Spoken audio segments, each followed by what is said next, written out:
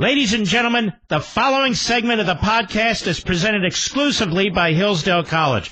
Now, in its 175th year, Hillsdale is a truly independent institution where learning is prized and intellectual enthusiasm is valued. Thank you for listening, and my sincere appreciation to Hillsdale for their sponsorship. He's here. He's here.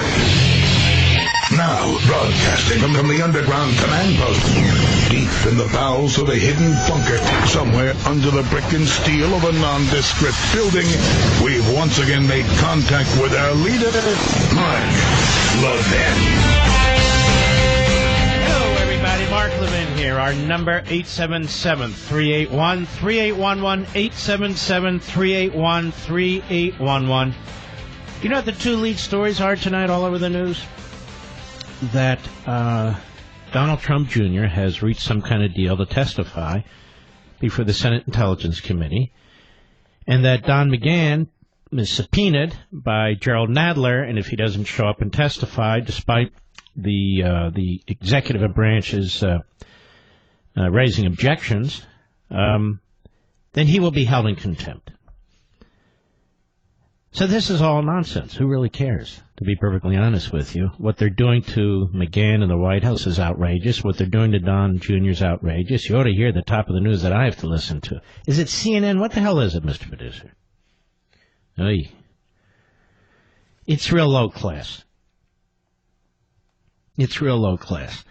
So I'm thinking, what do I address today? You know, I spent a lot of time doing research, pulling things together. There's all kinds of things going on there. Court battle already in front of an Obama judge over fast-tracking subpoenas. We know that Attorney General Barr, and he has turned out to be as solid as can be. And I mean as a matter of law, not politics. He's picked a U.S. attorney in Connecticut to expand the investigation into how this greatest scandal in American history was triggered. And I'm talking about the effort to spy on and destroy the Trump campaign. And there's a great deal more to discuss. Still, the Democrats are rallying behind Rashidi Tlaib. I mean, that needs to be addressed because the Democrats are rallying behind an anti-Semite. It's pretty remarkable. But that's not how I want to begin this program. That's why we're called the Cleanup Hitter, the cleanup show after the long day of going through the predictable points. I want to talk at a little bit of length, not extensive length, about the history of the media. You see a lot of this going on, a lot of this giving you headaches and frustrations, just constant static. Harvard professor and historian Bernard Bailyn, and many of you may not have heard of him, but he really is truly an iconic historian. He's 96, 95, 97 years old. He's been a professor at Harvard for a very, very long time.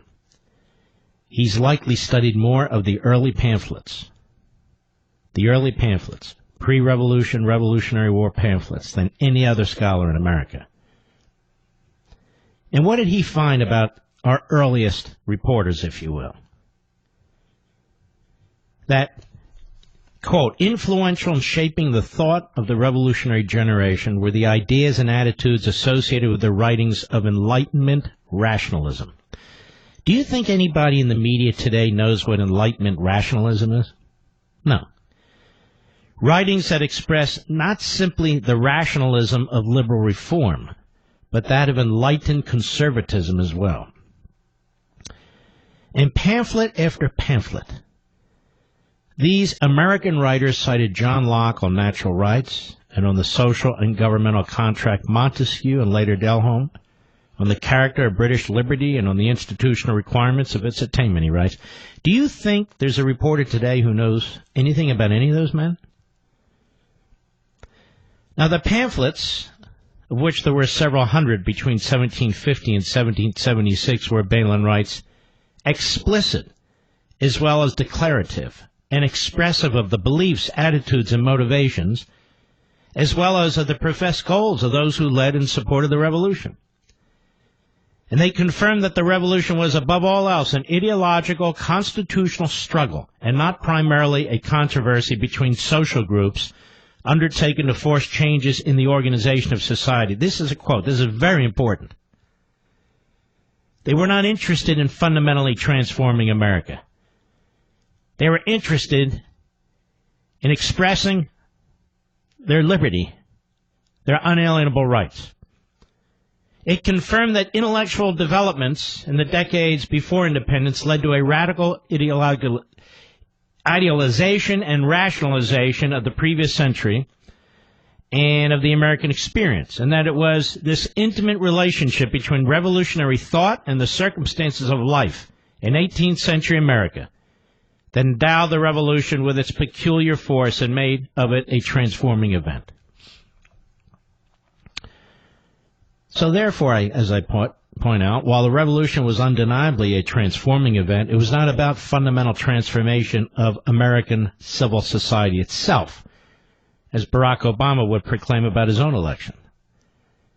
Furthermore, its purpose and principles were the antithesis of and incompatible with the philosophies that undergird modern progressive movement, such as those espoused by Karl Marx and Hegel, and later progressive intellectuals, Woodrow Wilson, John Dewey, and so forth.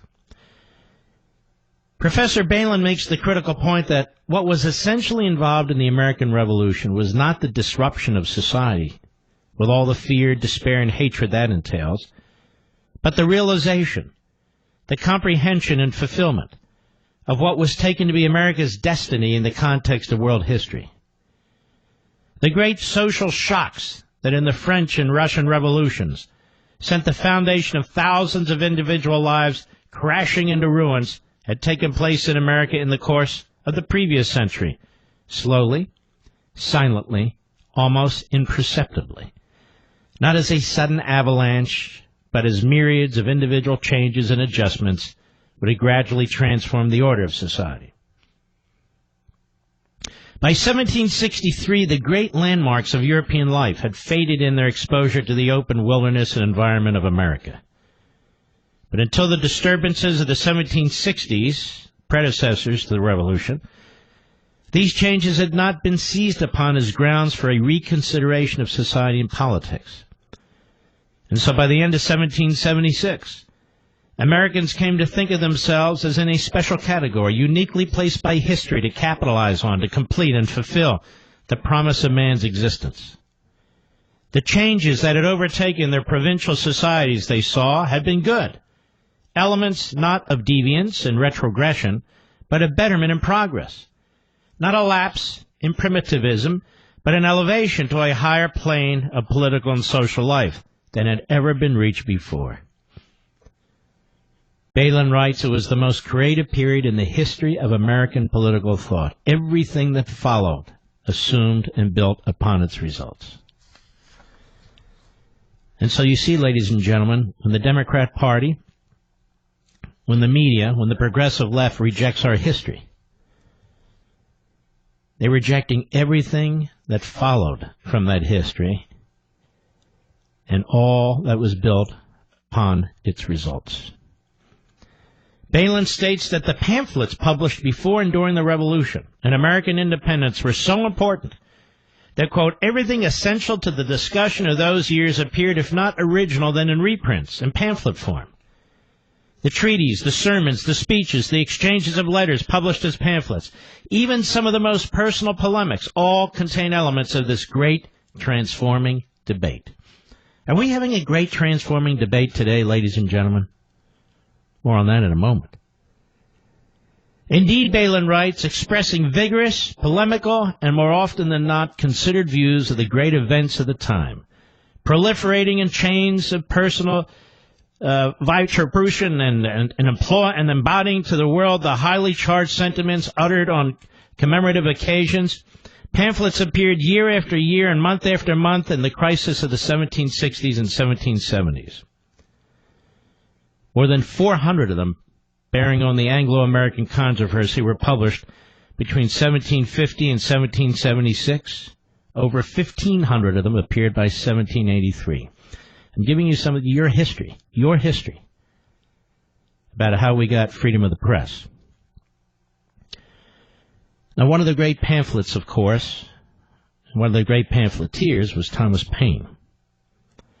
Although a recent immigrant from Britain, coming to Philadelphia in October 1774, Paine became a decisive force for American independence. On July 10, 1776, Paine's essay, Common Sense, was published as a pamphlet. First appeared in one newspaper. Only 48 pages long and written in plain English, the pamphlet spread throughout the colonies. The Constitution Center points out it sold an amazing 120,000 copies. And I want you to think about that. There are only a few million people.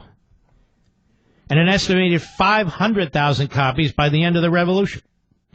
An estimated 20% of colonists owned a copy of the pamphlet. Numerous newspapers also reprinted it in whole or part. It is indispensable when writing about the press, then and now, to examine key elements of this enormously influential pamphlet and the ideas and principles it promoted, contrasted with the ideas and principles of the modern media and what they promote today, the progressive ideology. So we'll take a little break. When we come back, I hope you find this somewhat compelling because this is your history. And I'll be right back. Mark Levin.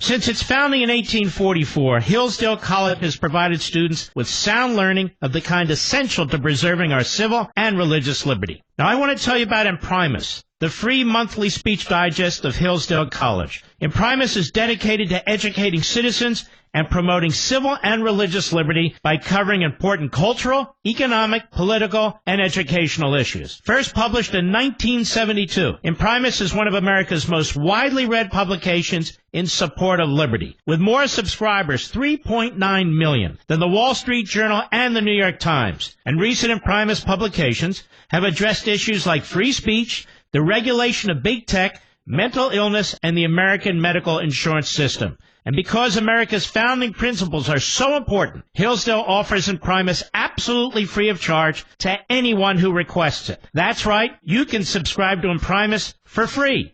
Here's what I want you to do. I want you to visit imprimis.hillsdale.edu for your free subscription. That's Imprimis, IMPRIMIS.hillsdale.edu. Welcome to Hillsdale.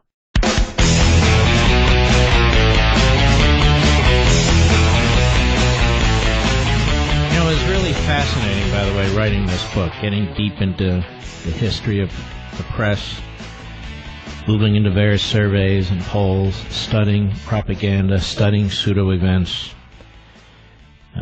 applying these issues to current events, to the way the current president is treated, the way past presidents were treated. It really was quite a mission, which is why it takes the amount of time that it takes. And, by the way, vituperation was the word I was trying to pronounce earlier. Oops, sorry, folks. Let me see if I can cut that out. In any event, the point is that this book is about a journey. It's an explanation about a journey, where we came from and how we got to this point, particularly when it comes to freedom of the press. And so, Thomas Paine, on January 10, 1776, he writes Common Sense, and it is a massive hit. And it is read throughout the colonies. It's read at pubs, it's read at the dinner table, it's discussed at great length. And of course, he wasn't the first. There are other pamphleteers, as I just mentioned.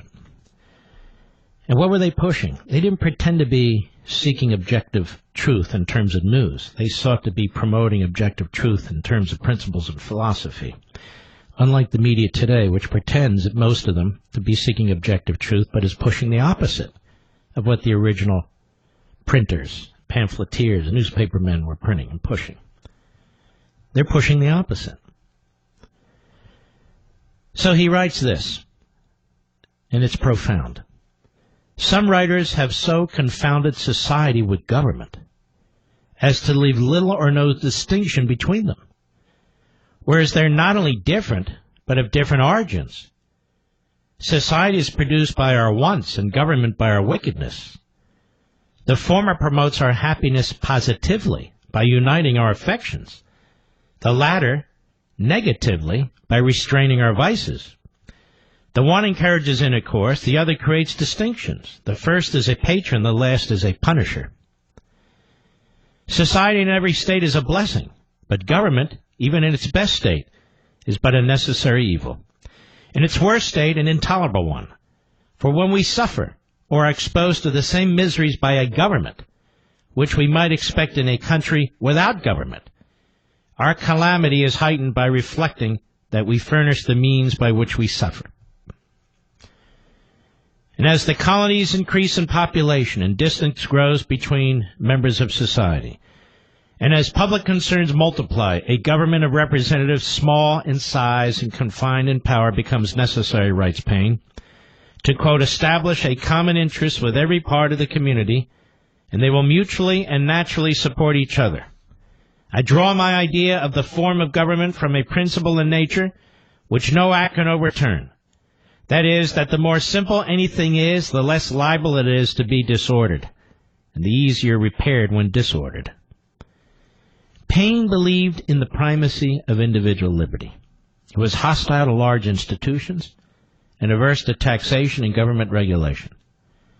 For the modern progressive movement and its media voices and scribes today, Paine's conception of government is too messy and too dispersed to allow for required expert decision-making and scientific planning required of a centralized administrative state. And then Paine attacks the British monarchy and hereditary succession. He says, there is a greater distinction for which no truly natural or religious reason can be assigned, and that is the distinction of men into kings and subjects. Male and female are distinctions of nature, good and bad the distinctions of heaven. But how a race of men came into the world so exalted above the rest, and distinguished like some new species, is worth inquiring into, and whether they are the means of happiness or of misery to mankind. Paine goes on.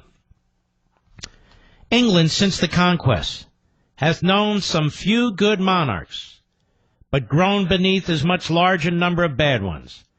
Yet no man in his senses can say that their claim under William the Conqueror is a very honorable one.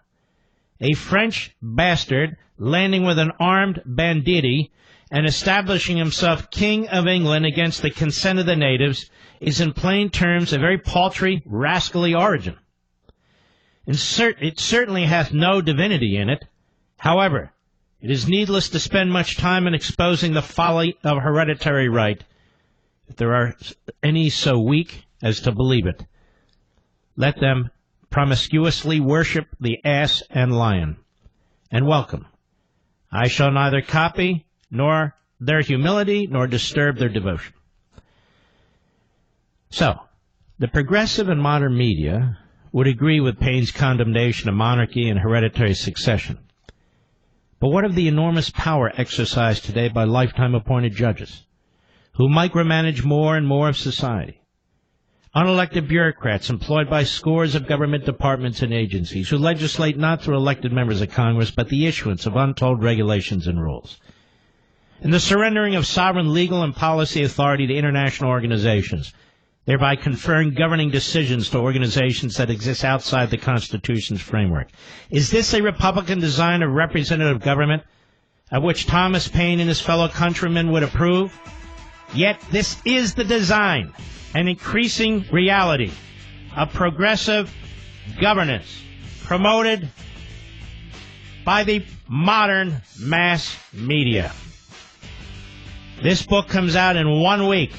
The history lesson goes beyond what I just read to you. On freedom of the press, get your copy really fast at Amazon.com. I'll be back. Folks, many of our nation's oldest colleges were founded to teach students to seek truth, recognize what's beautiful, and hold up what is good. But sadly, many have lost their way. Locked in the grip of political correctness, they no longer allow free and open discourse, and instead peddle their moral and cultural relativism. Thankfully, there's Hillsdale College. Since its founding in 1844, Hillsdale has remained true to its original mission, to provide sound learning of the kind essential to preserving civil and religious liberty and intelligent piety. And as Hillsdale enters its 175th year, their goal is simple and yet profound: to help students understand what is noblest and best in yourself and the world. Hillsdale College's liberal arts education and vibrant campus community help students form a foundation for the rest of their lives, a truly life-defining experience. So if you're looking for a college that prizes learning and values intellectual enthusiasm, where everyone shares a strong sense of meaning and purpose, welcome to Hillsdale College. Please visit hillsdale.edu/admissions to plan a visit and learn more. That's hillsdale.edu/admissions. In a world of pathetic liberal potholes, he's a truck full of hot constitutional asphalt. Mark Levin. Call him now at 877-381-3811. Now, have you ever heard of Bobby Azarian, Ph.D., a cognitive neuroscientist affiliated with George Mason University, a freelance journalist? His work has appeared in The Atlantic, The New York Times, BBC Future, Scientific American, Slate, The Huffington Post, Quartz, and others. Well, he earned a place in my new book, too. Now, why? On September 23, 2016... he wrote a piece in Psychology Today, borrowing from other articles, too.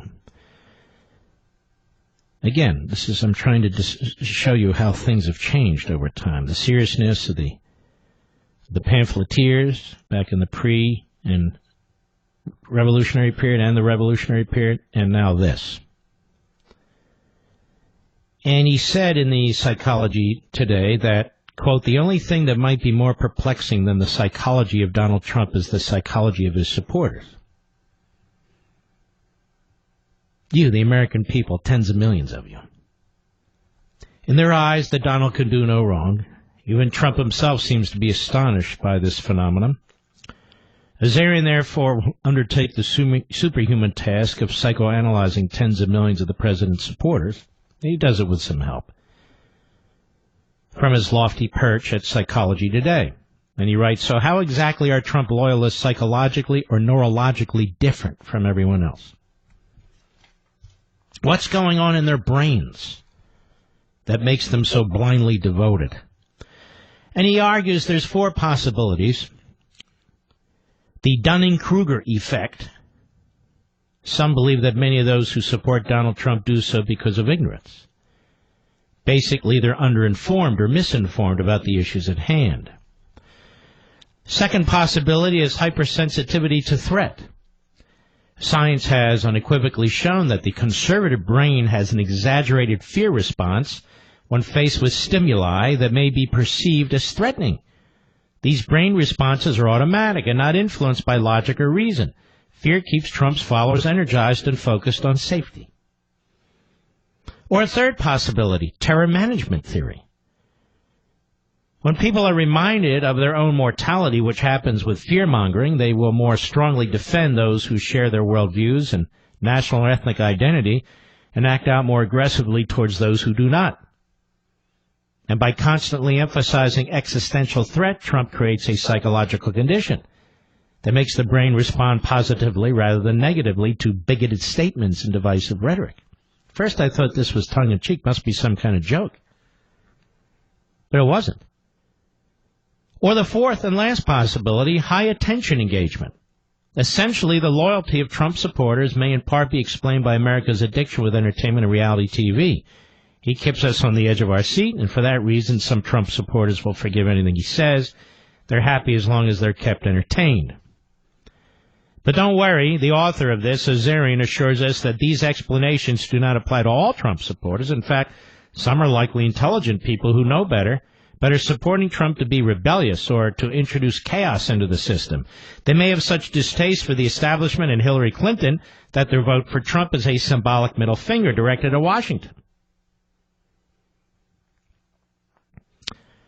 Azarian's disdainful attitude about Trump and his supporters, frankly, is typical and widespread throughout newsrooms.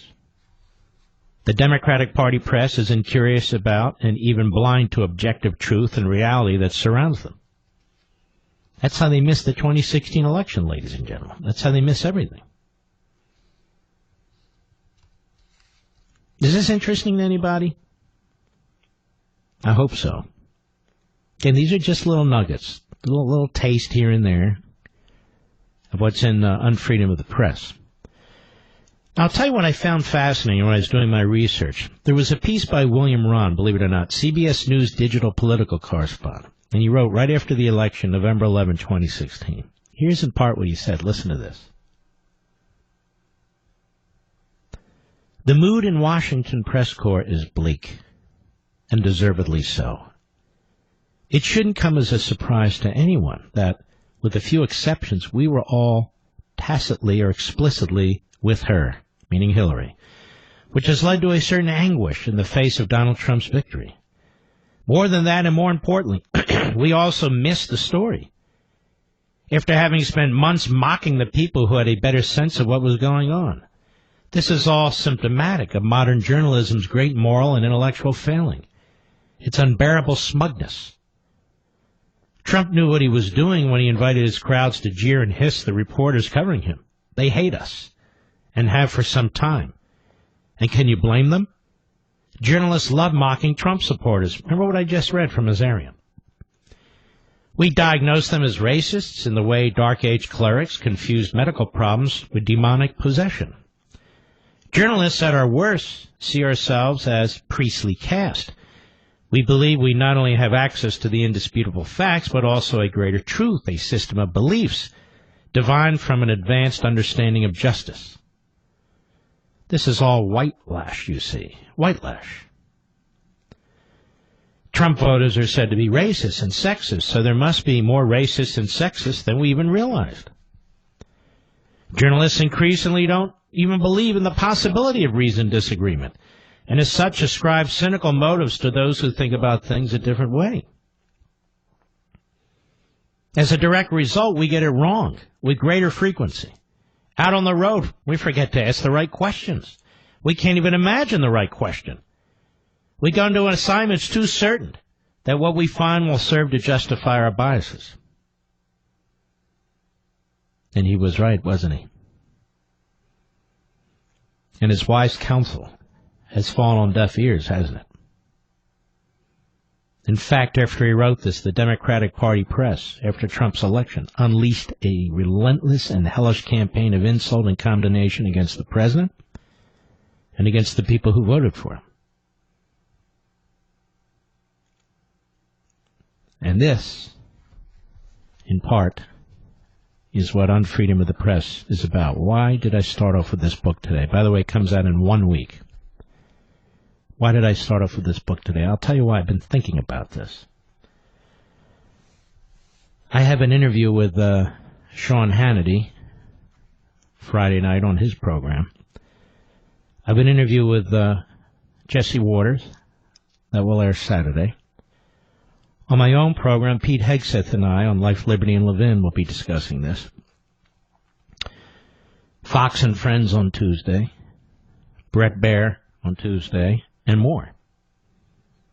The Christian Broadcasting Network, other programs too, I just can't remember everything, as well as throughout the radio world. And these interviews are just not going to be long enough to explain everything that's in the book. I don't mean, to read it one front cover to back cover. That's not my point. So there's no better place than really to move this discussion, this journey, which I hope the nation will have, or at least half of us, but behind this microphone. Behind this microphone. You have people with books out now that simply have transcriptions of interviews over the years. One person recommended that I do that. I said, I'm not going to rip off my audience and just take transcripts. Remember that, Mr. Producer? Take transcripts of some of my better interviews, put them in a book, slap them together and say, look at this. I'm not going to do that. That's a marketing hoax. It's a marketing hoax. This book now is $16.80 on Amazon, and I want to make sure it's worth every penny of it. But even more than that, it's intended to really jumpstart a discussion among we the people, just like the colonists had discussions. When they were reading their pamphlets, a handful of newspapers, had discussions around their dinner tables or in pubs and, in our case, restaurants, that sort of thing. That's my hope. Because I know there's millions and millions of you who are furious with what's taking place here. Millions of you. We do not have a free press. We have a media. There's a difference. A free press really is interested in advancing the very principles that create this magnificent society. That doesn't mean everybody has to agree with what should be the future or how to pursue it or whatever. But we now have a press in this country that is aligned with a single party, and that single party has as its purpose to fundamentally change our nation in ways that conflict with our founding and our Constitution. So it's basically become the mouthpiece for fundamental transformation. We need to understand this. We need to digest this. We need to understand when we're watching TV what's being thrown at us. Well, lies, Mark. No, we need to understand more than that. How conniving this is. Where this comes from, how they think, why they think the way they think. And we need to counter this. We need to... I was asked today, I was interviewed today for a totally different matter. I was asked today, what do I consider so important to this society? I said the press. The gentleman said, the press? I said the press. It's an enormous force. It's got enormous power, particularly in modern times, technology with television and radio and iPhones and all the rest. We are overwhelmed with information. But we're also really overwhelmed with propaganda. And when the president talks about fake news, you see these so-called intellectuals and elites in the media don't understand. The president viscerally understands fake news. This is what Professor Daniel Borstein meant when he was talking about pseudo-events. They create fake events. The president calls it fake news. He's right on. And so much of what we receive is a concoction. So a committee subpoenas somebody, and so we hear about this all day long. So they know how to play the media, they know how to play the news cycle, and they know how to play it in a way that their friends in the media are going to promote it. And you pile up enough of those subpoenas, and then you have, quote-unquote, a constitutional crisis on your hands. There's no crisis. There's no collusion. There's no obstruction. It's all fake. I'll be right back. Mark Levin.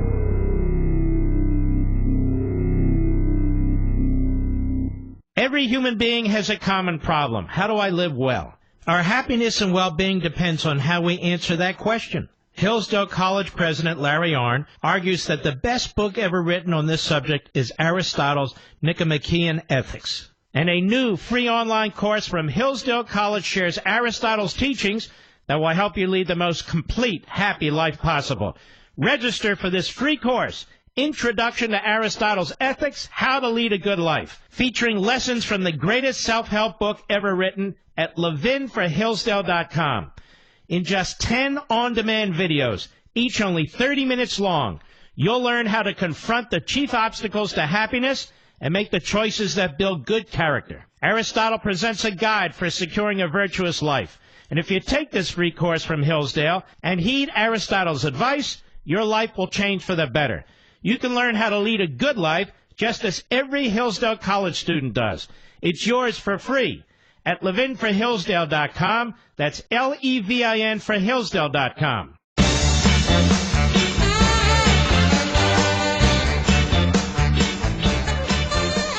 We are, just so you know, also reaching out to most of our affiliates, all of our affiliates, but to let them know that we want to make this case and press it. So I hope you'll stick with us. Now, I mean, honestly, I'm looking at the news here. I'm looking at what's taking place. We have the Democrats who want to get a hold of the president's finances. We have an Obama judge who's overseeing the case, and the Obama judge is trying to expedite the case. Now, why is the Obama judge trying to expedite the case? Anybody know? Raise your hand. Right, to give the Democrats in the House what they want as fast as they want it. Of course, this sort of thing will be appealed, the D.C. Circuit and then the U.S. Supreme Court. But here's the story from Law and Crime. President Trump's attorneys had some thoughts for the Barack Obama-appointed federal judge who decided to quicken the pace of certain proceedings in the ongoing struggle between Team Trump and House Democrats. If you were paying attention last Thursday afternoon, May 9, Judge Amit Mehta entered an order revealing that it was his plan to fast-track Trump's attempt to stop finance firm Mazars USA from complying with a congressional subpoena from the House Oversight Committee. This is basically an accounting firm.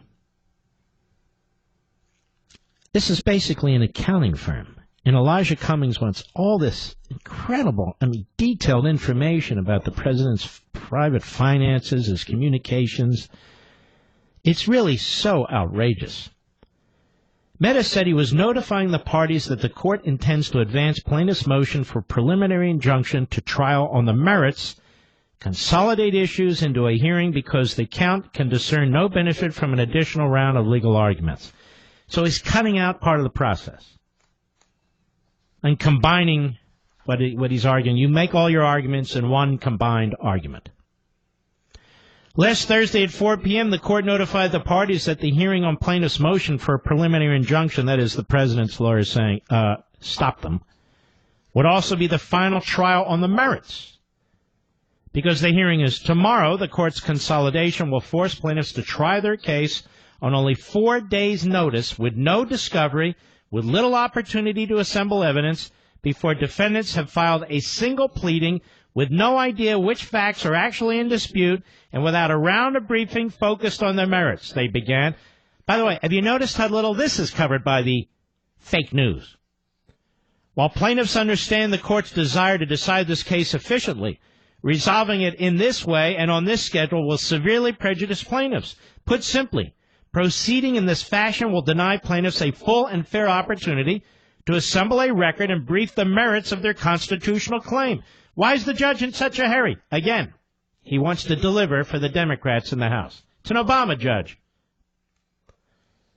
Trump lawyers added that they respectfully oppose consolidation because consolidation on such short notice would undermine plaintiffs' constitutional due process rights. And why shouldn't they be able to depose members of Congress and their staff, among others, to find out what's truly going on here? Because the court doesn't want them to. So they want to limit the hearing, motion for preliminary injunction. They don't want to turn it into in effect, a trial yet. The House Oversight Committee subpoenaed Mazars USA for Trump's financial documents, including statements of financial conditions.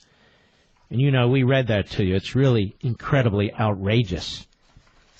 And I want this judge to know, apparently he said today, I'm not aware since 1860 or 1880 of the court ever deciding against Congress on a subpoena. Let me tell you something, Judge. That's irrelevant. Tell me, Judge, when is the last time a committee of Congress sought the private financial records of a president of the United States this way, so extensively? There's no legislative purpose whatsoever. I noticed they didn't do it to Obama, Mr. Obama, Judge. Notice that? We're very concerned about the way our financial system's working. Well, they weren't concerned about it under Obama, were they? I'll be right back.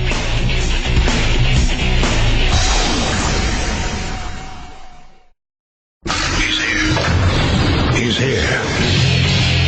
Now, broadcasting from the underground command post, deep in the bowels of a hidden bunker, somewhere under the brick and steel of a nondescript building, we've once again made contact with our leader, Mark Levin.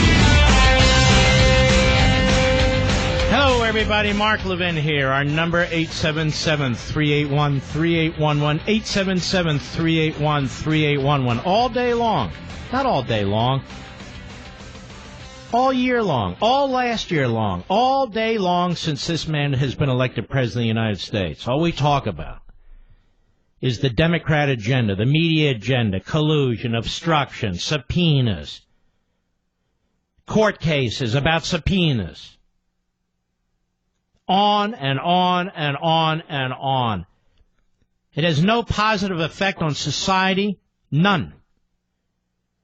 It has no relationship to how we live our lives as individuals, as families, as communities, none. It has no reality related to the dangers we face throughout the world, China, Russia, Iran, North Korea, etc. Look at this. It's an absolute disaster. These people in Washington, D.C., primarily, other cities too, New York, Los Angeles, but primarily in Washington, D.C., this is their industry. Government and media. Government and media. And they're like Siamese twins. You better not cut the government. You better not cut taxes and funds flowing to the government. You better not eliminate any department or agency. You better not change the way Washington works. We've got all these incestuous relationships taking place. And we've got a media in the back pocket of the Democrat Party. And the more radical the party, the more radical the media, and vice versa. And they champion somebody like AOC. And I'm going to get to this. As a matter of fact, let's see where we have it here. The reason why I talk so much about Tlaib and Omar and AOC is these are creations of the media, these three stooges. They are creations of the media. And they are nasty people. Nasty, nasty, punk people. Not because of their race, because of their religion, not because of their genitalia, but because of what's between their ears and what comes out of their mouths. Ignorant, nasty people. And the media celebrate them. The media celebrate them. Anti-Semites, bigots, and the Democrat Party today is in full-throated defense of these people. Full-throated defense. And they're becoming celebrities. Front pages of magazines, going to late-night programs. Again, this has no relationship to the reality of what goes on in America. None. But I want you to hear, because we're going to break this down as only we can here, Rashida Tlaib again. This time she's on Late Night with Seth Meyers. Now, Seth Meyers is Jewish, or at least I think he is. But more to the point, he's a leftist. He's a liberal. And so he brings her on, not to seriously question her, because she wouldn't come on if he was going to seriously question her. He actually brings her on, not just to defend her, but to give her more time to repeat basically what she said. Cut 3, go. You know, so for folks that don't know, I mean, my grandmother, my living grandmother, my mom's mom, lives in the West Bank in the occupied territories of Palestine. There is no West Bank in occupied territories of Palestine. If Seth Meyers knew his history, but he doesn't care. My mom's mom lives in the West Bank in occupied territories of Palestine. But your parents lived overseas. Why did they come to America? Obviously, to live in a freer country. And she trashes this country, too. Constantly. If you don't agree with her, if you criticize her, you're a racist. You're anti-Muslim. I don't give a damn where her grandmother lives. In occupied territories of Palestine in the West Bank. That is a mouthful of BS right there. Go ahead. What's incredibly, the tragedy of the Holocaust. I mean, the reason why Israel was created is to create a safe haven for Jews around the world. Israel, the development of a homeland, occurred before the Third Reich, before World War II, before World War I. It can date back to approximately the 1880s. It had nothing to do. It wasn't created out of the Holocaust. And as a matter of fact, we talked about the Grand Mufti of Jerusalem, the leading muckety-muck of the so-called Palestinian Arabs. Remember? He was a close confidant, an ally of Adolf Hitler. He met Hitler. He met Himmler. He had the same intention as them, to wipe out all the Jews, but for him in the Middle East. And the Muslims formed a military unit. They slaughtered 12 to 14,000 Bosnian Jews. And the Grand Mufti was involved in the slaughter of hundreds and hundreds of Jews in Israel, what is today Israel. But she repeats her damnable lie, and this is the problem with having a lounge act by the name of Seth Meyers, a bad comedian, getting into politics, trying to get into this. This is why a Johnny Carson would never have done it, a Steve Allen would never have done it, a Jay Leno never would have done it. But these lightweights, Seth Meyers, Colbert, and so forth, who don't know a damn thing, but know knee-jerk liberalism. They bring on a bigoted anti-Semite to give her airtime. They would never do it with David Duke. Never. Go ahead. And there is something, like, in many ways beautiful about that. My ancestors, many had died or had to give up their livelihood, their human dignity, to provide a safe haven for Jews in our world. This is so thoroughly outrageous. So thoroughly outrageous that they gave up their land for the Jews after World War II. The Jews were not only there thousands of years ago, the Jews were there before these Palestinian Arabs. There were no Palestinian Arab communities, towns, villages, capital, nothing. Seth Meyers, why don't you come on my program? By the way, did 60 Minutes ever take our hook, Mr. Producer? No, we never heard from 60 Minutes. And we're not going to hear from 60 Minutes. It's not going to happen. I want you to contact the Seth Meyers Show and ask him if he'll come on my program, okay? I'm quite serious. So we can discuss this issue with him, because he's an ignoramus. Go ahead. And that is something I wanted to recognize and kind of honor in some sort of way. But I also think it's important because I want Palestinian people also to find some sort of, light in this kind of what's happening, but also... First of all, she's incoherent. She's illiterate. Some light in kind of what's happening. Go ahead. In the end, I said, I want all of us to feel safe. All of us deserve human dignity. All right, so after lying about it, now all of us deserve human dignity, you see, ladies and gentlemen. And, of course, if you want human dignity, you know where to go, right? The Gaza Strip or the areas controlled by the Palestinian Authority. Now, there's where you get human dignity, right? Hamas, terrorist organization. The only place where there is human dignity is in the state of Israel. You're not going to find it in any Arab/Muslim country in the Middle East. Not one. Not one. The Arabs/Muslims in Israel, they get to vote. The court system applies to them. They're treated like actual human beings and citizens. How about the Jews? How are they treated by the Palestinians? There aren't any Jews in the Gaza Strip. You know why? They'd have their throats slit. There aren't any Jews in the Palestinian Authority. You know why? They'd have their throats slit. Go ahead. Our backgrounds, no matter our ethnicity, no matter even our political opinions, we all deserve that kind of equality and justice. And, for me, I wanted to uplift that and bring that to light. And it was unfortunate. Now, this is a woman who was with a mouthpiece for Hezbollah. What was it, a couple months ago, Rich? At some event or celebrating a mouthpiece for Hezbollah. Hezbollah is the terrorist militia wing of the Islamo-Nazi regime in Tehran. Hezbollah. Remember all those Marines that died in Lebanon? It's believed that was Hezbollah. Remember all those men who died in Iraq? From those various explosive devices, they were developed, most of them, in Iran. But she cares about equality and justice.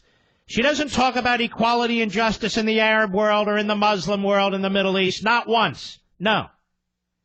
Those damn Jews, after the Holocaust, my family had to give up their land. Some of them had to give up their lives so we could make a homeland for them.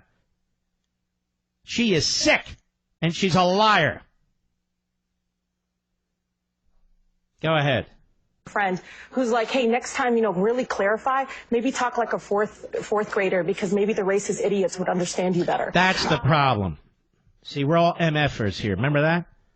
Maybe the racist idiots who don't agree with me will understand you better, but I want equality and justice. Talk like a fourth grader, so all of us can follow this genius. Rashida Tlaib, the future of the Democrat Party. Go ahead. So it's just, the clapping seals in the audience. See that you can, guys. The clapping seals in the audience. See, you can stuff your audience when you're Seth Meyers or something like that. Load up your audience with leftists, with morons. Go ahead. The power and continue to uplift my grandmother through love, and that's all I can. Thanks. She wants to uplift her grandmother through love, while she spews hate, and spews a lot of hate. Well, guess what, ladies and gentlemen? The Democrats today rally behind Rashida Tlaib.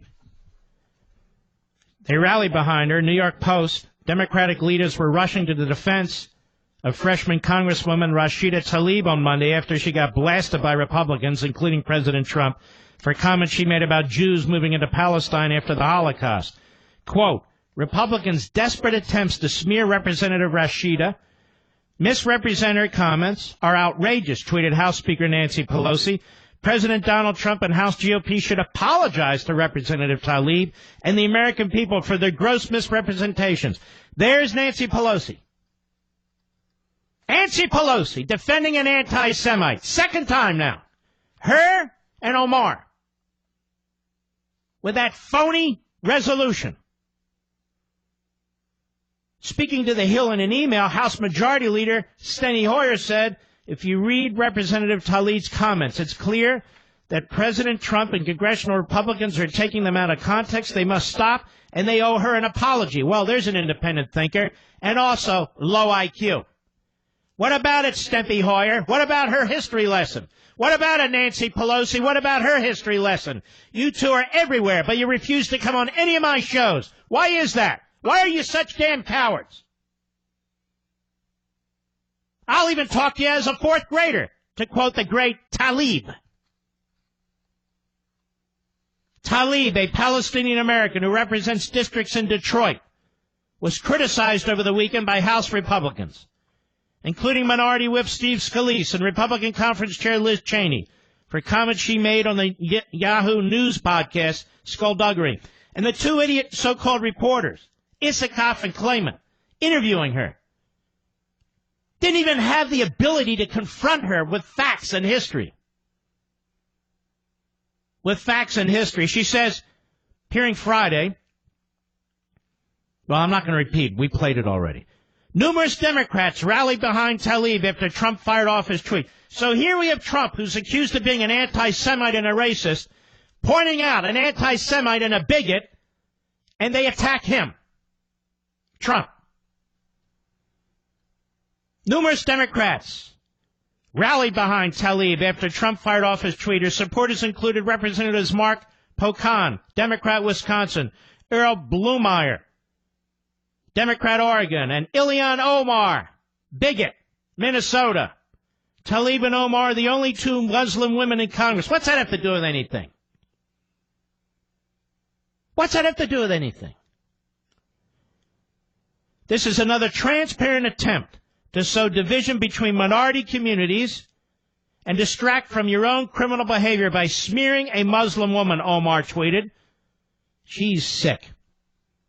Both Tlaib and Omar have been accused of saying things that have been deemed anti-Semitic. In some cases, people on both sides of the aisle have said so. In their defense, Democrats continue to claim that the comments are being taken out of context. Well, let me tell you what's not taken out of context.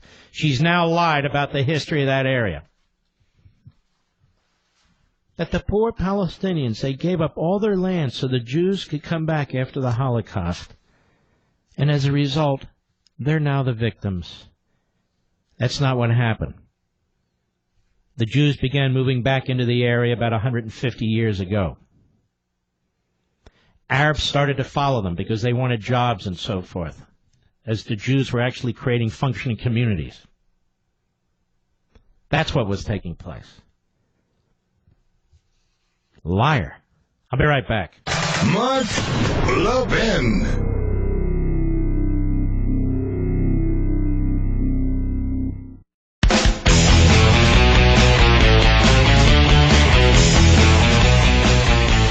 Brent Bozell and the Media Research Center put together a pretty amazing trip this September, folks. They booked a cruise to the Mediterranean, and a lot of people, including many people from this audience, have already signed up to join them. The speaker lineup is really terrific. It's top-notch, and it just got even better. They already have our buddy Brent, plus Alan West, Cal Thomas, Jason Chaffetz, Joe Piscopo, and many others. And they recently announced that the Honorable James Buckley, Bill Buckley's older brother, will be joining them. Jim Buckley is a true legend. As far as I know, he's the only living person to have served in senior roles in all three branches of the federal government. He was a United States Senator from New York, got elected on the ticket of the Conservative Party, by the way. He was an Undersecretary of State under President Reagan, and in 1985 he was nominated by Reagan to the D.C. Circuit Court of Appeals. It's an extraordinary individual, and imagine the stories he can tell.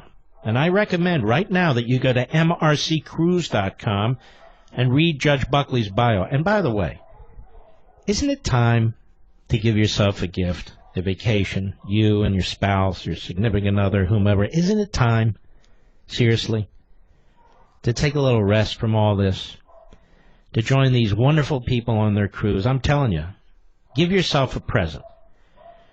Then book yourself a cabin after you go to mrccruise.com before they sell out, and they will. You can also call them at 888-MRC-TRIP and get all your questions answered. Go to mrccruise.com right now for all the details. That's mrccruise.com, or give them a call, 888-MRC-TRIP, 888-MRC-TRIP.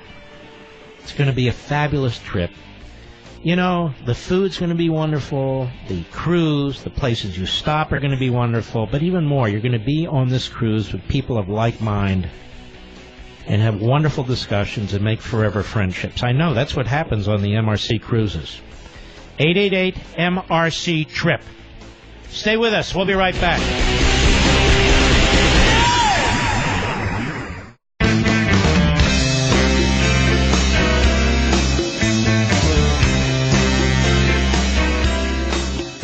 It's true that Mark Levin is the fastest growing radio show in America. The Mark Levin Show is on at 877-381-3811. Hiring used to be hard. Multiple job sites, stacks of resumes, and confusing review process.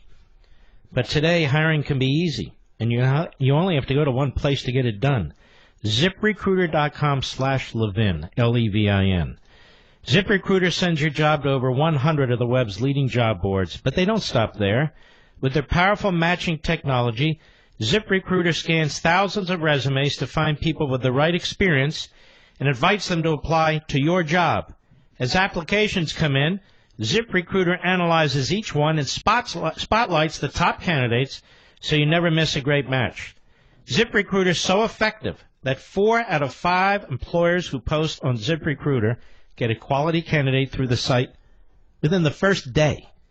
And right now, you, my listeners, can try ZipRecruiter for free at this exclusive website, ZipRecruiter.com/Levin. That's ZipRecruiter.com/Levin.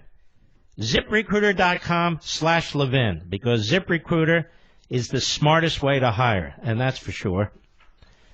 That is for sure. So, you know, ladies and gentlemen, we have a constitutional crisis because the Democrats don't believe in separation of powers. Apparently, neither do Obama judges. I don't trust this guy in Washington, D.C. now, speeding everything along, really undermining the ability of the president and the executive branch to defend themselves. It's really another grotesque miscarriage of justice.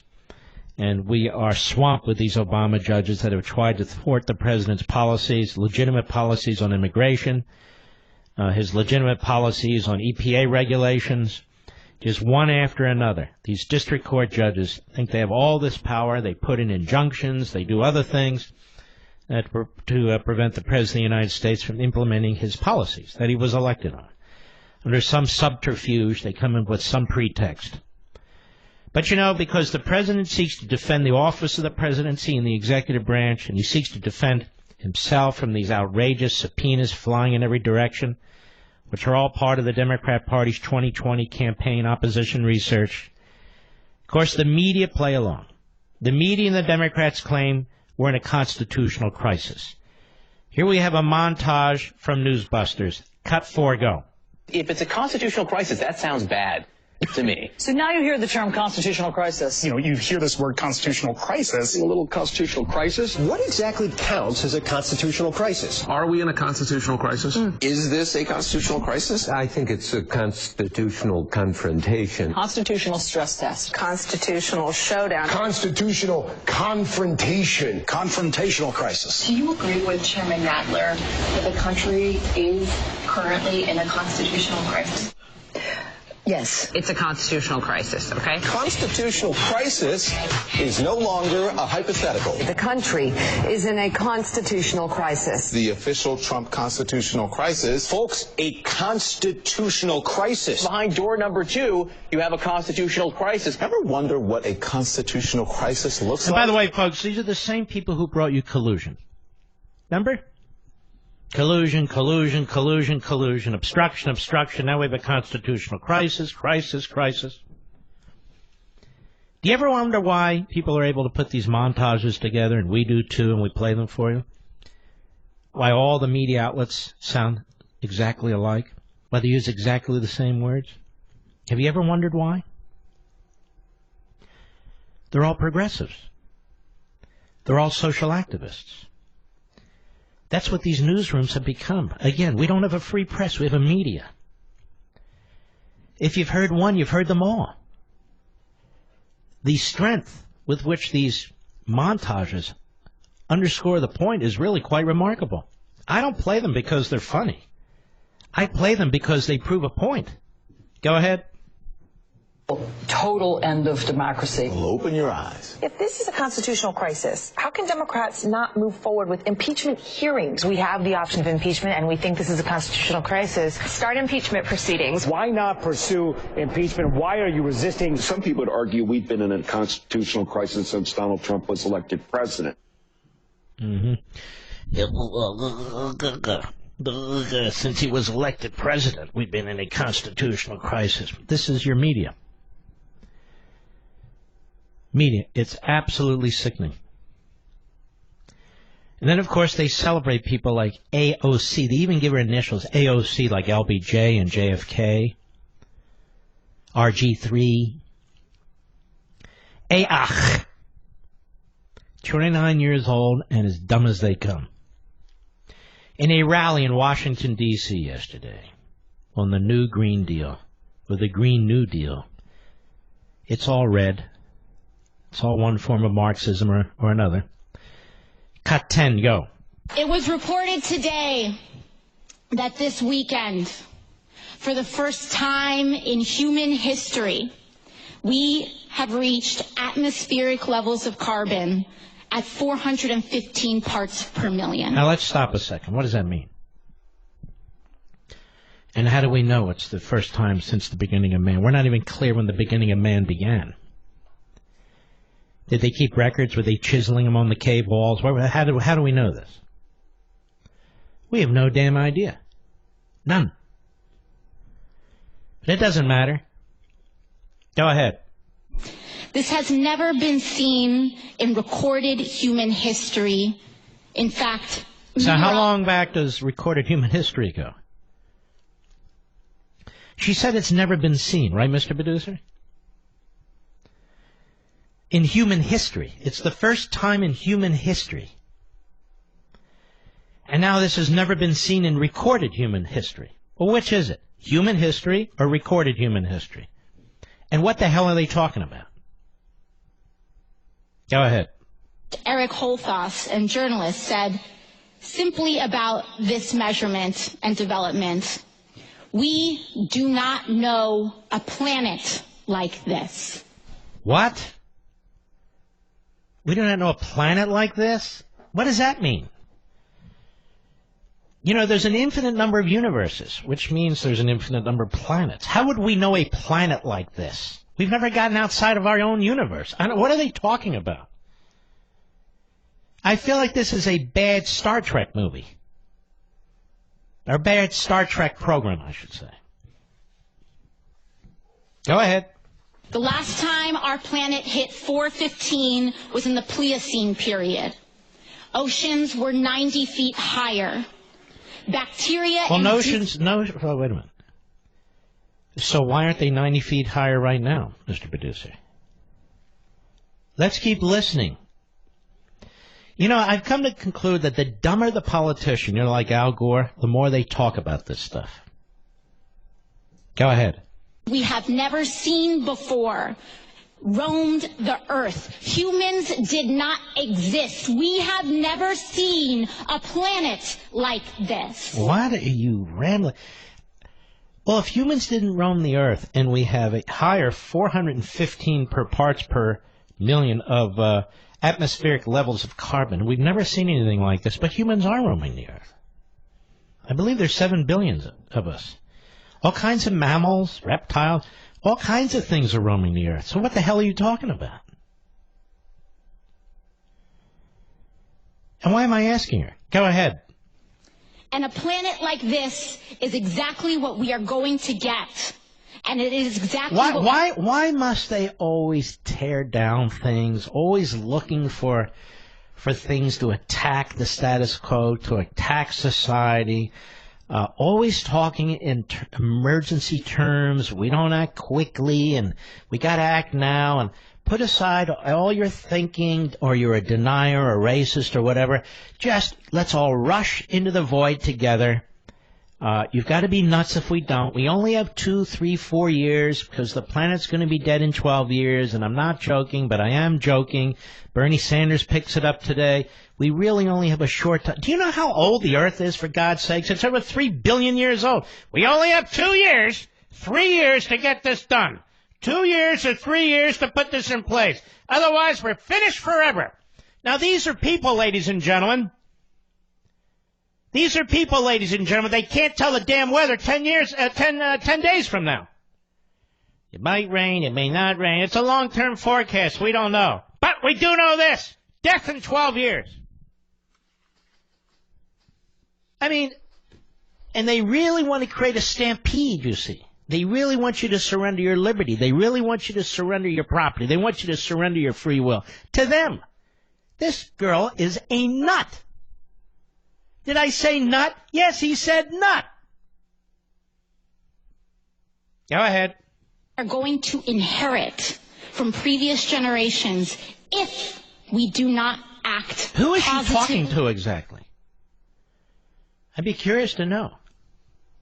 Oh, a rally. Oh. She's talking to the mob. She wasn't done. Cut 11. Go. So often, you know, when folks, particularly conservatives on both sides of the aisle, say... Conservatives on both sides. Oh, this must be quite a crowd. Did they all march in the same direction? Did they all march in harmony? Are they all wearing the same color clothing? I'm just curious. Go ahead. When they say that calling for a Green New Deal is, quote, too much, or too extreme, or too radical, no middle ground is right. No middle ground. It's her way or the highway. Or should I say the subway? Her way or no way. Either everything is turned on its head. Either we shut down fossil fuels. Either we change your homes. Either we change your cars, limit your cars, change how you live, the amount of heat you get, the amount of air conditioning you get, the number of children you can have, whether or not you can eat meat. You either are all in or you're not with us. Now, let me tell you something. I'm telling you this. This is the great leap forward in communist China. The great leap forward in communist China. Purity. Purity of ideology. You know, when we talk about freedom, I want to be a purist. Freedom doesn't create purity. Freedom creates all kinds of diversity, people doing all kinds of different things and so forth. Freedom doesn't create uniformity and conformity. This does. You are listening to fascism right here. Got that, Mediaite? Got that, Media Matters? You're listening to fascism right. No middle road. None. We either destroy our capitalist system, we either degrowth, deindustrialize America, you live with less, you do what you're told. No middle ground. Go ahead. I'm always curious, but I'm always curious when they say that, oh, it's too much. What do they actually mean by What that? we actually mean is our liberty. You clown. Our liberty. Our free will. Our prosperity. That's what we actually mean. We actually mean a civil society, not a centralized government with nimrods like you who think you know everything when you actually know nothing. You coward, which is exactly why you won't come on this radio show or any of my TV shows. Because you're a coward. You go on the Seth Meyers show. Hey, you know what? What? Why do you put up with all these conservatives the way that you do? Well, let me tell you, Seth. Or you'll bring in Tlaib. Tell me, Representative Tlaib, isn't it awful how all these people are criticizing you for your anti-Semitic remarks? I mean, your remarks about justice and equality? Come on here, for once in your 3 or 4 months in office, deal with somebody who knows what they're talking about. You're going to go on Chuck Todd? I'm Chuck Todd.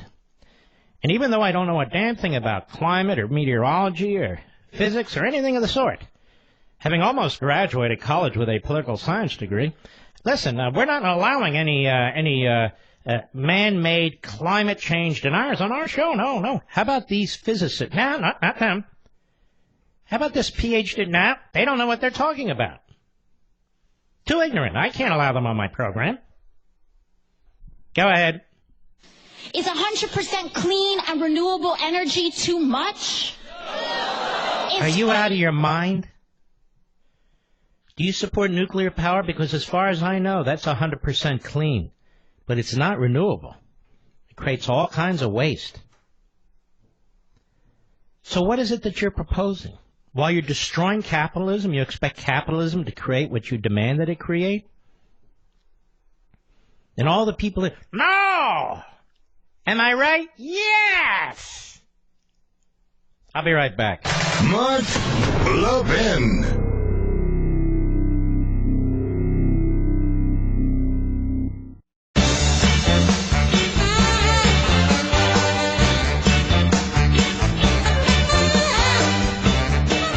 I see all the Code Pink Republicans are out there trashing John Bolton.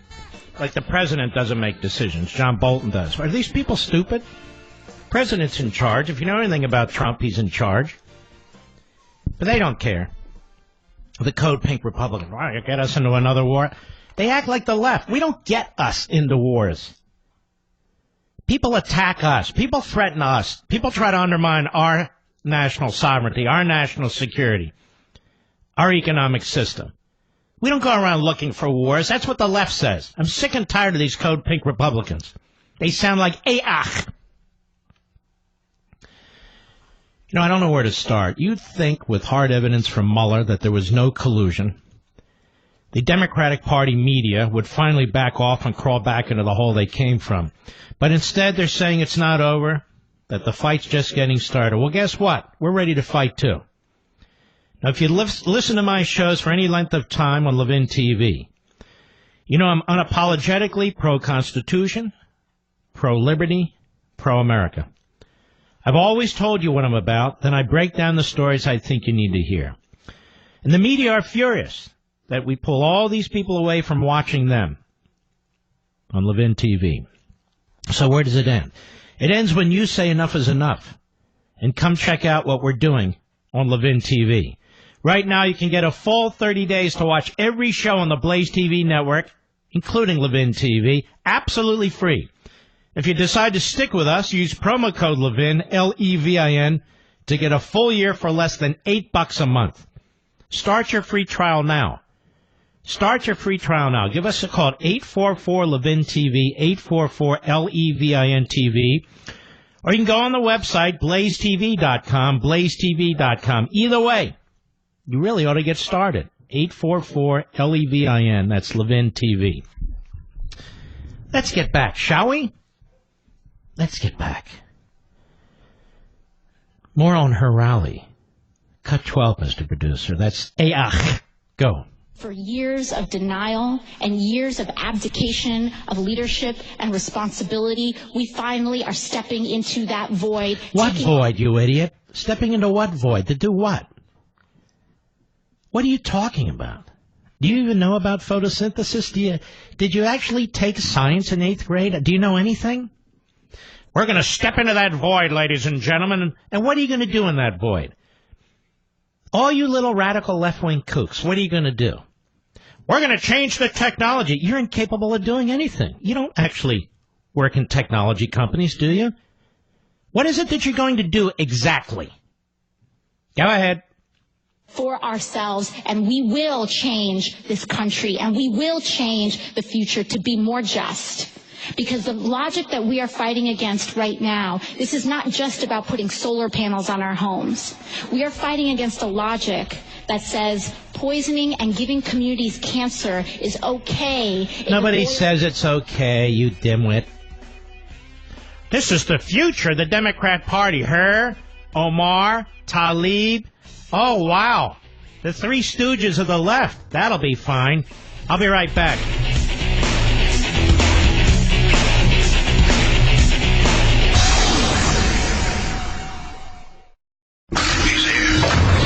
He's here. Now, broadcasting from the underground command post, deep in the bowels of a hidden bunker, somewhere under the brick and steel of a nondescript building, we've once again made contact with our leader, Mark Levin. Hello, everybody. Mark Levin here. Our number, 877-381-3811, 877-381-3811. Let's do a little mind test here. The Green New Deal or the New Green Deal, it's all a bunch of schlemiel anyway. How is this going to work as a practical matter? Who's going to be in charge of changing all the public buildings, all the private buildings, all the businesses, all the private homes? Who is going to be in charge of setting the rules? Who's going to be in charge of enforcing them? Are we going to hire tens of millions of people who go around and check your homes? Are we going to have to send copies of our utility bills to an IRS equivalent department or agency? Now, how are we going to pay for all these changes to our homes? And what are all these changes to our homes? Do we have to change our windows? Do we have to change our insulation? Do we have to change our roofs? What do we have to change exactly before we agree to any of this? Don't we have a right to know? What exactly is the plan? You know, you don't build a house or buy a house and people say, hey, we're going to have a great house. Okay, what's it look like? Hey, we're going to have a great house. It's going to be great. It's going to be great. We're going to have clean air and clean water. It's going to be great. Well, what's it look like? It's just going to be a great house. Okay, let's go on. What if you can't afford to make the changes that are mandated? What happens then? Oh, they'll be subsidized. Do you know how many homes there are in this country, whether we're talking about single-family homes or duplexes or townhomes or condos, apartments? Do you know how many places people live, what kind of homes there are and so forth? Who's going to make all these changes? Are there enough people in these various professions to do it? Electricians and plumbers and roofers and carpenters and on and on and on? Where are they going to come from? They're going to be trained? Who's going to train them? Are we going to have limits on how much heat we can use in the winter and how much air conditioning we can use in the summer? I assume we will. Excuse me, I assume we will. Exactly which department is going to be in charge of this? A new department? Where's that department going to be located? In Washington? How are the people in Washington, D.C. going to know about homes in Montana, as well as homes in Hawaii, homes in Florida, as well as homes in Maine? Excuse me again. They're built differently for a reason, different kinds of climate and so forth.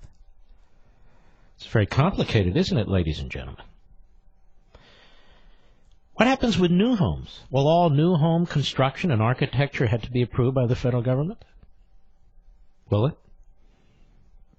Certain types of roofs going to have to be used? Certain roof lines? Are all architects and so forth going to have to get some kind of a new federal certificate to make sure that they are acceptable to the federal government in terms of what it is that they are creating? How about state law, but particularly local zoning rules? Are they going to be nationalized? Are we going to limit how many acres a home can have, depending on how many members of the family there are? A single-family home can't be on 5 or 10 acres. Are we going to have an effort to determine what kind of density we have in our communities in order to limit the amount of land that's used and limit the size of homes? How about cars? Remember, this is the Green New Deal. It affects everything. Are we going to limit the number of cars a family can have or an individual can have? The types of cars? They all have to be approved by the government in order, of course, keep the air clean. Is that what's going to take place? If we're not going to use fossil fuels to fuel automobiles, and we can't use electricity because we need coal and natural gas to create electricity because we know we get rid of all these hydroelectric dams. We can't have those anymore either. Can't have nuclear power either. So this magical energy, wherever it's going to come from, do we have any cars designed to actually receive this magical energy? Will all communities have to be built around and near public transportation now? Is that the plan? They talked about that like 10 years ago. You might remember, Mr. Producer. Is that the plan? Homes are affected. Cars are affected. How about truckers who move our food and so many other things from one part of the country to the other? How are they going to be regulated? You ever see one of these trucks that do cross-country drives and hauls? You ever see them? They got like 14 different sets of numbers on the side of the truck. They're already regulated into hell. They'll be regulated more, of course. Well, I guess they're all going to lose their jobs, aren't they? Because we're not going to use fossil fuels anymore. We're going to get rid of them in 5, 10, 12 years. We've got to get rid of everything within 12 years. All those men and women will be put out of work. All of them. Uber will cease to exist. The taxi cab industry will cease to exist. You're going to have to get government approval to purchase a car now? Purchase a plane? Oh, boats? No more boats. Boats are useless. They're pointless. They pollute rivers, streams. They pollute lakes. They pollute the ocean. People just want to have fun. Ladies and gentlemen, this is the biggest scam of scams. This is the biggest scam of scams. This is a backdoor through which the Marxist left, they can call themselves whatever they want, but listen closely to the words. There is no middle ground. We're going to do it all now. It's time to fill a gap. Who do they sound like? This is the biggest scam this country's ever confronted. And it will destroy your lifestyle. It will destroy our kind of government and the nature of our government. It'll be everywhere. It'll be ubiquitous. It'll be making every single decision. When I say it, I don't even know who these people are. I don't even know what they're going to set up. But they're going to have to hire millions of people. Millions. Let's move on to the next idea. Medicare for all. Those of you on Medicare, you paid into Medicare for decades.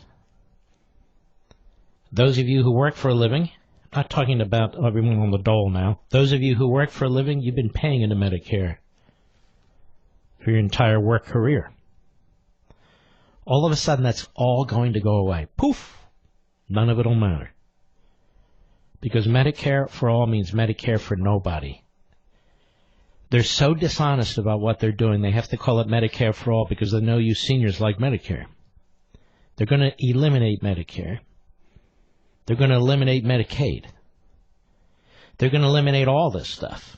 What they're going to basically do is take the VA and nationalize all health care under that formula.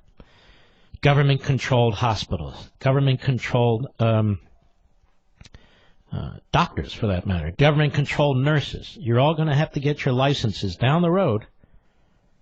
In order to work for the government, you become part of the government. They'll control what your salaries are. They'll control your working conditions. They'll control where you work. We have a doctor shortage in Boise, Idaho. Okay, so you guys in Boston, you're going to, I don't want to go. Well, you are going.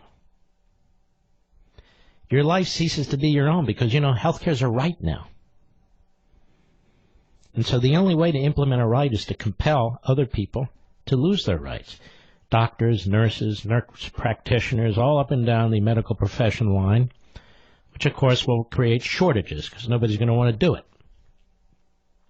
It takes a lot of work to become a doctor. It takes no work at all to get elected to office. Well, campaigning, but who cares? But how's this going to work? Is the government going to approve every single procedure, surgery, inpatient, outpatient? Every single drug, who gets, who doesn't get? Remember what Sally Pipes said on my show on Fox. In Britain, they give a value to a life. They give a numerical value to a life. If you're old and sick, in other words, you're somebody who needs medical care, most people who need it are old and sick, not all, but most, the value of your life is less than somebody who is young and not sick. And so let's say you have some horrific form of cancer, and you're 78 years old. Then they give you a year, maybe. And there's some drug out there that might maybe cost $5,000, $6,000 a month.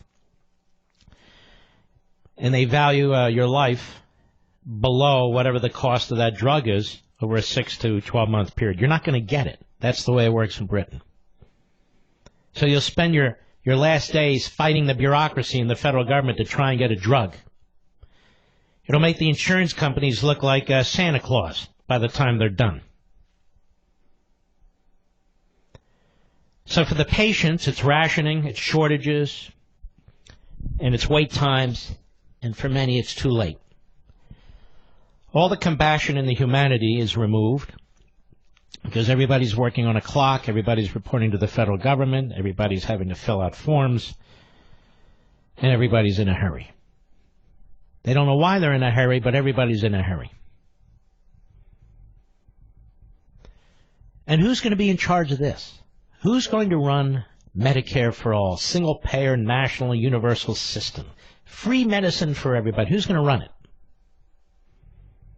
Which department, which agency? And who are the geniuses going to be that are appointed to run these agencies? You don't even know them. If we just step back and analyze what they're proposing nothing and everything. Everything in that it's all about power and seizing control and seizing wealth and seizing your liberty. Nothing in that they tell us nothing about how this is actually going to work. Is this how you function in your own life? Is this how you function in a business or a union or whatever it is? Of course not. You need some organization. You need something. They don't tell us. They don't tell us because they don't know. Because it doesn't matter. Just grab the power. Grab your liberty. Grab your individualism. Grab all the decision-making and we'll figure it out later. And if we haven't grabbed enough, we'll grab more. Again, I often wonder, we have the greatest country that man has ever established, ever. Look around you. If you need medical care tonight, you can get medical care tonight. If you need something to eat tonight, you can get something to eat tonight. These are the basics, medical care, eating. If you need shelter tonight, you can get shelter tonight. If you need to go somewhere tonight, mobility, you can go somewhere tonight. These are the big things. Look around us. Man has never lived so well, and we don't even know it. You go through people attack like fast food restaurants. Well, I don't eat that stuff. Well, who cares? Go to a drive-thru and think about it. Think about how quick it is. Think about how fast you get French fries or a hamburger or a fish sandwich or a salad or a soda. It's handed to you, give them cash, and off you go. Do you know how rare that is around the world? And do you know the richest people, the most powerful people 200 years ago looking at this, what they would say? They said, this is unbelievable. It's amazing. What do? We attack the fossil fuel in the car. We attack the existence of the car. We attack the fast food. We attack everything. And then it costs too much. We say, well, it costs. Well, they raised the price 29 cents, for God's sakes. If we put the same federal government in charge of McDonald's, we'd all starve to death. And it would cost us $50 a hamburger to starve to death. I'll be right back. Mark Levin.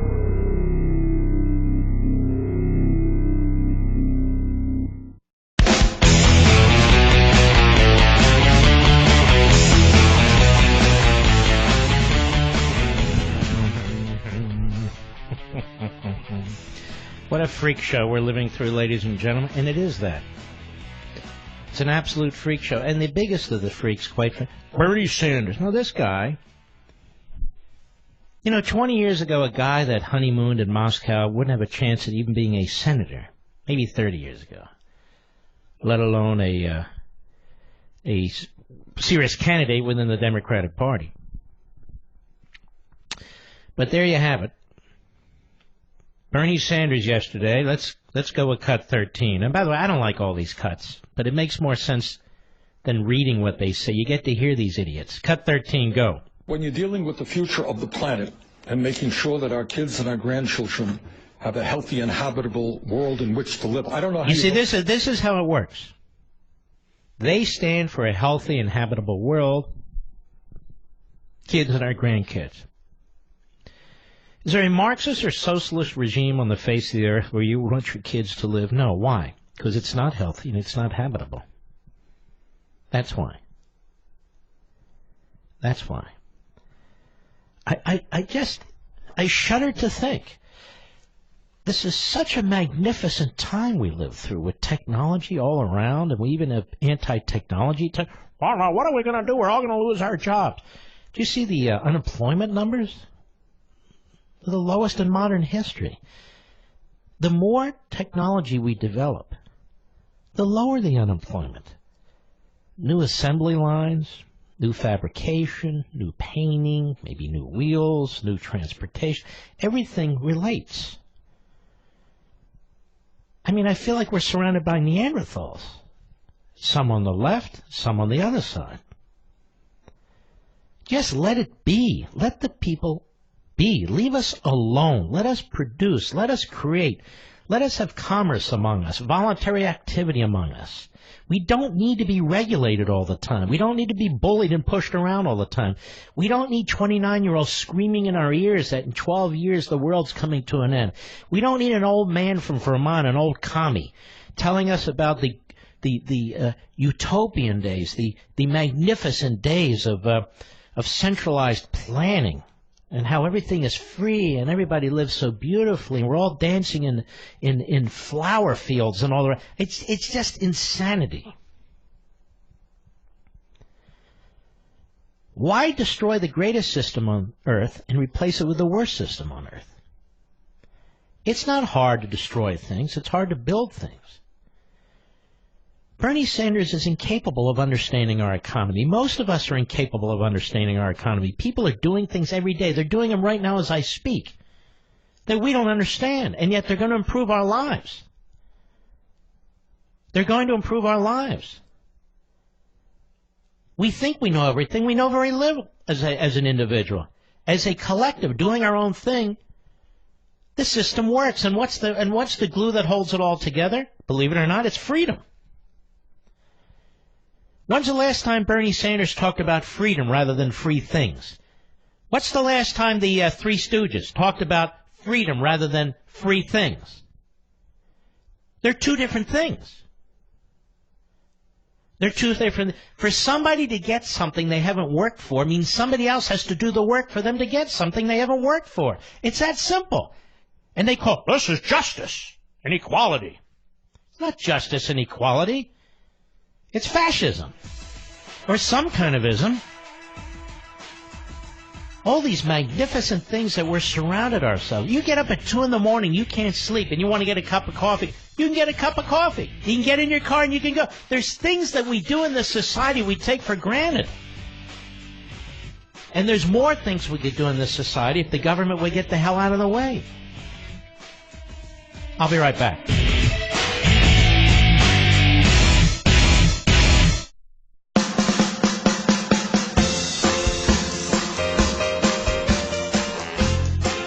Blasting conservative fire. The Mark Levin Show. Call in now at 877-381-3811. Whether you've got a 5-minute commute or you're road tripping across the country, you want to feel secure behind the wheel, right? That's why you need, extended vehicle protection from CarShield, and we have that on our 2010 Camaro. You know, when cars get a lot of miles and they get older, they break down, whether you like it or not. And CarShield makes the process of fixing your car for a covered repair super easy. You can have your favorite mechanic or dealership do the work. It's your choice. They also provide 24/7 roadside assistance and a rental car while yours is being fixed for free. So if your car is 5,000 to 150,000 miles, it doesn't mean you have to pay high repair bills. CarShield administrators have paid out close to, listen to this, $2 billion in claims. And they're ready to help you. Save yourself thousands in future car repairs. Get covered by the ultimate in extended vehicle protection like I did. Don't wait. Because when you need a repair, it's too late. Call their new toll-free number, 800-CAR-6000. 800-CAR-6000. Mention code Levin or visit carshield.com, and use code Levin and you'll save 10%. So that's 800-CAR-6000. Mention code Levin or visit carshield.com. Use code Levin. Either way, you'll save 10%. A deductible may apply. All right, Mr. Call Screener, Mr. Producer, give me a caller. We haven't had a caller all day. Who do you recommend? Daniel, Philadelphia, the great WPHT country. Go. Hey, just want to say thank you for what you do. And I wanted to ask you what you thought about something. So I was listening to what you were talking about the Green New Deal and all that stuff, and it's become quite apparent to me that a lot of these things are just fake issues that are being propagated by the mainstream media and by Democrats. I want to know what you thought about that, and if I'm off. Well, they're fake issues in the sense that they can never actually do them. But what they can do is take liberty and take money and destroy industry. That's the problem. And they hide it behind the Green New Deal. They come up with these phrases, which are really quite absurd. A Green New Deal? You know, do you realize 5.5% of the country, of the continental United States, is actually developed? Are you aware of that? I was not know, sir. Where do you live again? I'm living in Philadelphia area? Yeah. Okay, if you fly from Philadelphia to Los Angeles, there's a lot of country in between. And a lot of that country in between is pristine. The most dense state in the country is New Jersey. About 1/3 of New Jersey is developed. But I put this in my book, Liberty and Tyranny, early on. It was from a study by the Heritage Foundation several years ago. People don't understand. About 5.5% of the land mass of the United States, of the continental United States, is actually developed. The rest of it's not. You wouldn't know that. About 30% of the land mass of the United States is controlled by the federal government. Are you aware of that? I was not, no. 30% of it. Wow. People act like, let's look at health care. Are you aware that 50% of health care is controlled by the federal government? 50% of people are either on federal health care or subsidized by the federal government. You aware of that? No, I didn't know it was that high. Are you aware that over 25% of the budget of most states, of all their spending, goes to Medicaid? No. Nobody. This is what I mean. People act like we don't have government. Well, what we need is more government, more government, more government. They're driving up the price of health care. They're driving up the price of policies. They're driving up deductibles. They're limiting the amount of choices we have in health care. And what they're saying is, trust us, give us more power. Didn't they tell us in 2010, give us Obamacare and we'll fix this? They got Obamacare. They didn't fix anything. They made it worse. Now that we have Medicare, which is over 50 years old, and they say they're going to defend Medicare, now they want to destroy Medicare in order to create a single-payer, European-style, government-run healthcare system. We know how lousy they are. Why would we trade in our system for that system? Green New Deal. For decades, we were talking about energy independence, not to rely on the Arabs in Saudi Arabia and Venezuela and so on. We actually now have energy independence. And what do they want to do? Destroy it. There was a day when the left used to complain that we don't have enough material wealth to go around, that we need to redistribute it. Today they make the opposite argument, that we have too much material wealth, that we need to deindustrialize, we need to degrowth because we're creating pollution. Are we supposed to keep going with them when they have global cooling, global warming, climate change? You're going to need a neck brace by the time you're done. All of these are schemes and scams to separate you from your prosperity and success, to separate you from your individual liberty, to separate you from our founding principles, and to follow the Pied Piper of darkness and bleakness and failure and destruction. That's what's going on here. Does that make sense to you? Yes, sir. Thank you very much. All right, sir. Let's take another call, Mr. Jimmy. Sirius Satellite Jimmy from Alabama. Go right ahead, sir. Hey, Mark.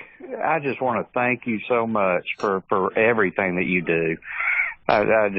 It's amazing. When I listen to you, I listen to myself. Thank you. And Jimmy, where are you in Alabama? I'm in Auburn. Yep. Well, that's a nice area. Came back to Auburn. Well, it's nice, but you've hit on so many topics. I mean, I don't even know where to begin. VA is one thing. I'm part of the VA system. Moved up from South Florida, came up to Alabama, to Central Alabama, and the VA is horrible here. And people want to talk about Medicare for all. I can tell you, you don't want it. When I was in South Florida, there were so many retirees down there, and doctors want to live in South Florida, that we had great medical. But come up here, and I got an appointment 3 weeks ago. The first time I can see a doctor is July 2nd. I mean, if holy man, and that's the problem. That's what's going to happen. Yeah, exactly. But I wanted to go back to Talib. Let me tell you something. I lived in Jerusalem, Israel, from 2007 to 2010. And during that time, Hamas took over the Gaza Strip. I watched pastor friends of mine get beheaded and drugged through the streets. Unbelievable. Let me tell you, Talib wants to talk about this equality, she wants this lovely system for everybody. When her own people, I went into Ramallah and would take groceries into people who were in hiding. This one girl had to hide her Bible in a mattress and was fed like a dog on the floor. And this is what they're wanting. It's beyond me. I just don't understand where this country is going. I mean, I've lived it, and it just is. Let me tell you, when you deal with people like AOC, or you deal with people like Bernie Sanders, these people, they really have never experienced Americanism. They really haven't done enough or done anything where they're involved in our various systems, our various businesses, our various so forth.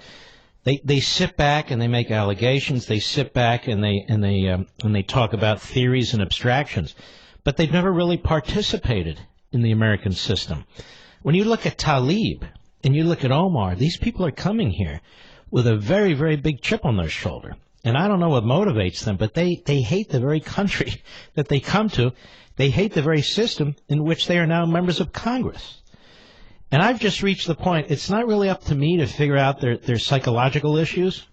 They just need to be defeated because of their ideology, as far as I'm concerned. God, Mark, I don't even know what's happened to our country. Look, I live 25 miles from Tuskegee, Alabama, and where the Commodores came from, right? And so I just find out that they had a terrorist training camp there. The guy who went out to New Mexico, they started in Tuskegee, Alabama. That girl who wants to come back to Alabama, who went and joined, I mean, who brought these people here? Well, they brought themselves here. That's the irony. They hate this country so much. They wouldn't be here but for the fact they wanted to be here, their parents wanted to be here. I mean, one escaped a refugee camp, and the other escaped the magnificent so-called Palestinian homeland. And here they are, trashing America. I've never seen anything like it. And they always have something in common. They hate America and they hate the Jews. Have you noticed that? Oh, yeah, and the Christians. And I want to talk about Ayok. And I love how you call her Ayok. Look, I mean, what she's doing, does she not know that God's in control? She wants to say the world's going to end in 12 years. Well, as a Jew and a Christian, you know, I understand that Hashem and God is in control. She isn't. We're not going to destroy this planet any sooner than God wants it destroyed. I mean, it just makes no sense to me. And where did this 12 years come from? Yeah, exactly. What happened to 14 years or 11 years? I have no idea. It's just crazy. But this is what's come to our country, to America. I mean, I love that is the problem. Without you don't control immigration. We used to be able to choose who comes here. We used to insist on assimilation. There's a reason for that. If more and more people come here from more and more different parts of the world with their own cultures, escaping cultures, in other words, escaping cultures, that is, they're very bad cultures, and coming into this country and then clinging to their cultures and then trying to project them onto us, you don't have a country anymore. In Minnesota, who brought them all there to elect Omar or to send Omar there? I don't know how this happened. I'd be curious to know. I'm sure CNN will be telling us anytime soon. Sir, don't hang up. I want to send you a copy of Unfreedom of the Press. I'll be signing all of these next week so we can get them to all you folks I've been giving them to. And all of the rest, you can go to Amazon.com and order your copy of Unfreedom of the Press. We're going to have a very, very big discussion about this huge problem in our country, which is the perversion of the media into an ideological and partisan mouthpiece. And we need to talk about it and break it down into little pieces and begin that discussion exactly the way the colonists did when this nation was founded. Thank you for your call, my friend. We'll be right back. Mark Levin.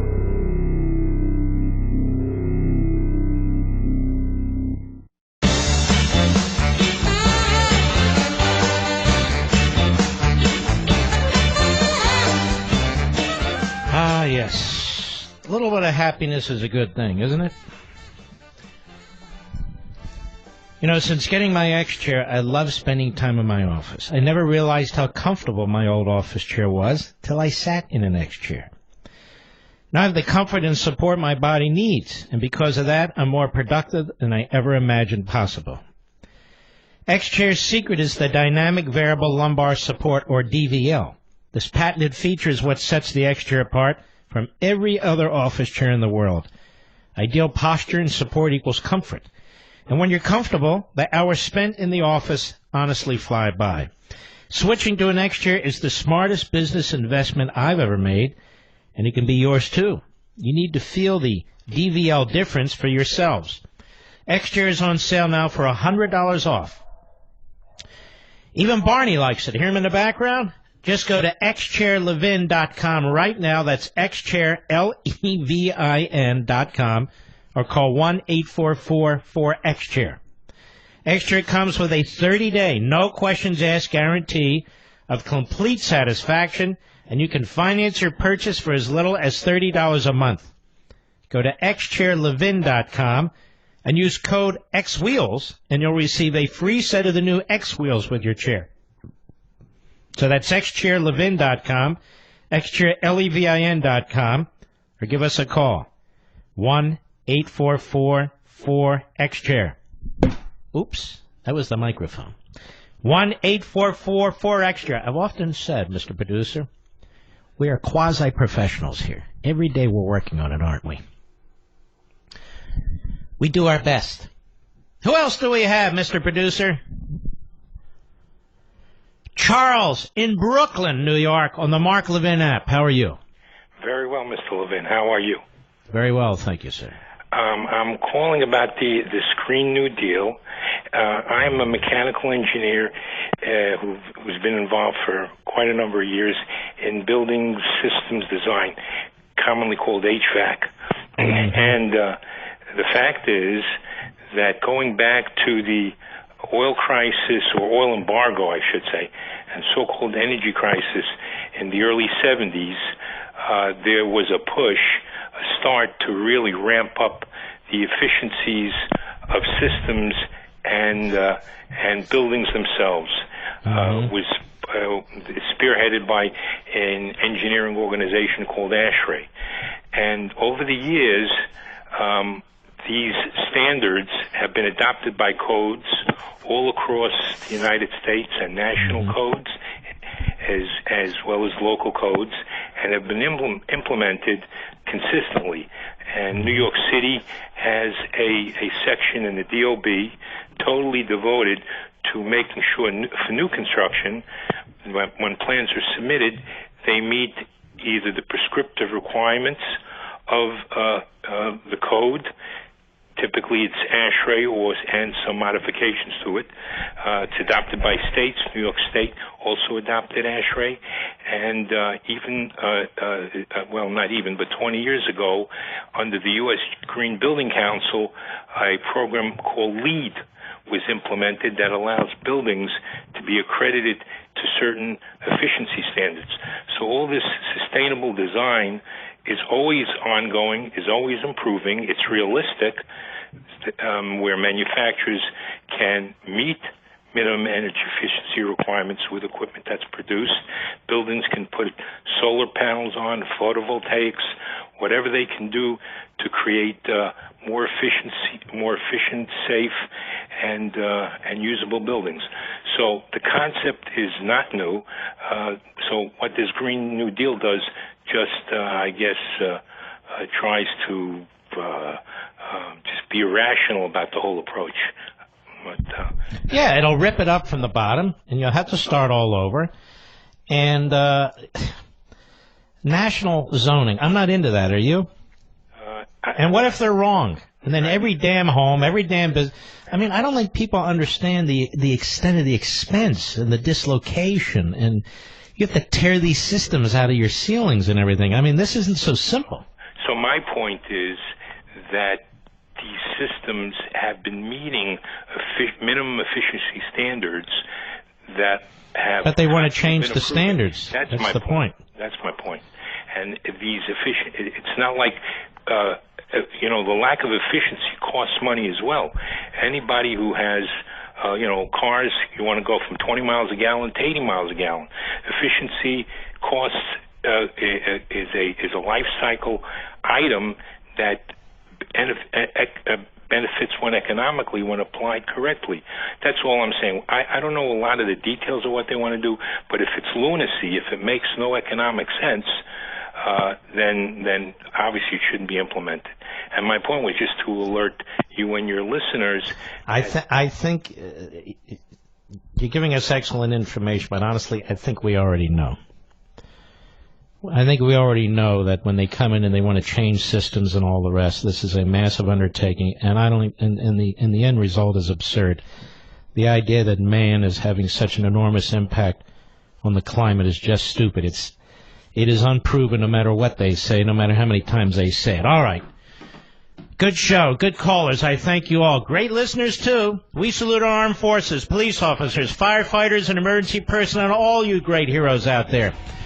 Please go to Amazon.com right now after the end of the program. Look up Unfreedom of the Press. I think we're number 18 on the list or something.